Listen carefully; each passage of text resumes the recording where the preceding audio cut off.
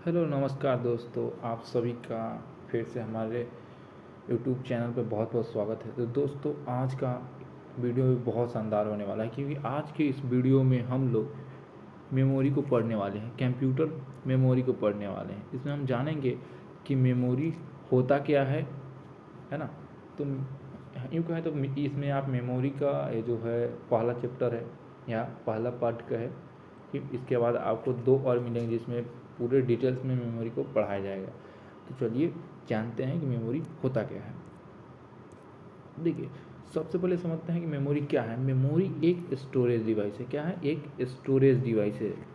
ठीक है, storage device का मतलब क्या होता है? स्टोरेज डिवाइस का मतलब ये होता है कि कोई चीज़ स्टोर करना। जैसे गोदाम क्या होता है, वहाँ पर हम सामान स्टोर करते हैं, तो इसी तरह स्टोरेज का मतलब जहाँ पर कोई चीज़ जमा किया जाता है। तो उसी तरह मेमोरी क्या है आपका? मेमोरी एक स्टोरेज डिवाइस है जहाँ पर हम क्या करते हैं, जहाँ पर हम डेटा को या तो परमानेंट स्टोर करेंगे या तो टेम्प्रोरी रूप में स्टोर किया जाता है। तो हम ऐसा कह सकते हैं मेमोरी एक स्टोरेज डिवाइस है जहाँ पर डेटा को परमानेंट और टेम्प्रोरी तौर पर स्टोर करके रखा जाता है। ठीक है, आगे बढ़ते हैं। देखो, मेमोरी क्या हो, कितने प्रकार का होते हैं। मेमोरी आपके मुख्यतः दो प्रकार के होते, तो दो और है। एक होता है हमारा कैश मेमोरी और एक होता है हमारा रजिस्टर मेमोरी। लेकिन हम लोग दो ही मेमोरी को भी पढ़ने वाले हैं, उसको हम नेक्स्ट वीडियो में डिस्कस करेंगे। तो क्या है, मेमोरी दो प्रकार, एक है आपका प्राइमरी मेमोरी और दूसरा कौन सा है आपका सेकेंडरी मेमोरी। ठीक है, तो चलिए हम लोग प्राइमरी मेमोरी के बारे में पढ़ते हैं।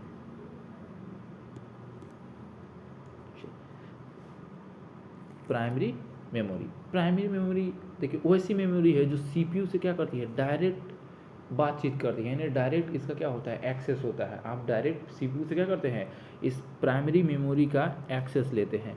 ठीक है, और ये डेटा को किस पर, ये डेटा को आपको परमानेंटली स्टोर करती है और कुछ टेम्पोररी तौर पे भी स्टोर करती हैं, जिसके दो टाइप्स होते हैं। तो उसको हम लोग आगे डिस्कस करते हैं। अभी चलिए, तो क्या है प्राइमरी मेमोरी, यानी वैसी मेमोरी जो सीपीयू से डायरेक्ट कम्युनिकेट करे और ये डेटा को परमानेंट और टेम्पोररी तौर पर भी क्या करे, स्टोर करके रखे। जब हम आगे बढ़ेंगे तो जो प्राइमरी मेमोरी है इसको आप लोग प्राइमरी स्टोरेज के नाम से भी जानते हैं। ठीक है, मेमोरी मतलब स्टोरेज, तो ये दोस्तों क्या है, डायरेक्टली प्रोपोर्शनल है। चलिए आगे बढ़ते हैं। अब देखिए, ये जो प्राइमरी मेमोरी होते हैं ना, वो वोलाटाइल भी होते हैं और नॉन वोलाटाइल होते हैं। ये क्या है, ये नेक्स्ट स्टेप में हम समझते हैं।